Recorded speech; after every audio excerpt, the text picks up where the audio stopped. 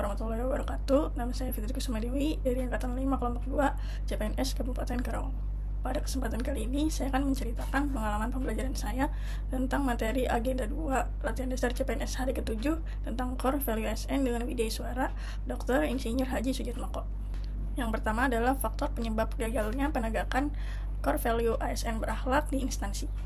Penyebab pelanggaran integritas yaitu teori GON. G yang pertama adalah greed, sifat serakah, rakus, dan seterusnya secara potensial ada di dalam diri setiap orang. Lalu O-nya itu opportunity, sistem sebaik apapun pasti ada celahnya sehingga dapat dimanfaatkan untuk melakukan perbuatan tercela. Lalu yang ketiga, N-nya itu adalah need, sikap pembenaran untuk melakukan pelanggaran dengan dalih menutupi kebutuhan dasar. Lalu yang terakhir, E adalah exposure, sanksi terlalu ringan baik secara hukum maupun moral sehingga tidak membuat jerat. Lalu ada tantangan dan risiko dalam usaha menegakkan integritas. Yang pertama tantangan, yaitu ada mental barrier atau mental block, lalu rutinitas organisasi, konflik kepentingan, dilematik, dan gratifikasi. Dan risikonya ada konflik dianggap aneh atau dikucilkan, sanksi hukum atau sanksi administratif.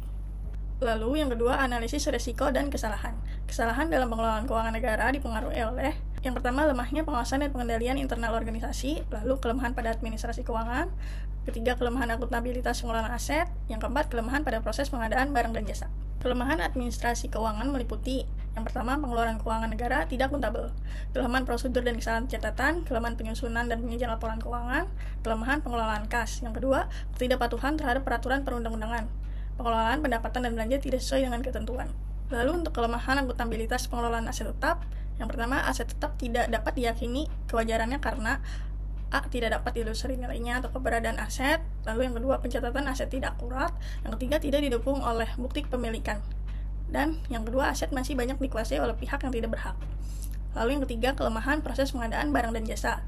Ada pengadaan fiktif, pengadaan tidak sesuai spesifikasi dalam kontrak atau markup, denda keterlambatan belum disetor ke kas negara, terdapat kekurangan volume pekerjaan, perubahan kegiatan tidak didukung oleh addendum kontrak, lalu panitia pengadaan tidak memiliki HPS, perbedaan kuantitas atau berita acara serah terima dengan dokumen kontrak, nilai kontrak melampaui owner estimate, dan yang terakhir, spesifikasi teknis pengadaan menunjuk suatu merek tertentu. Sekian pengalaman pembelajaran yang dapat saya sampaikan. Semoga saya dapat dengan baik mengimplementasikan budaya Core Value ASN berakhlak sehingga dapat membawa perubahan bagi Kabupaten Karawang. Terima kasih.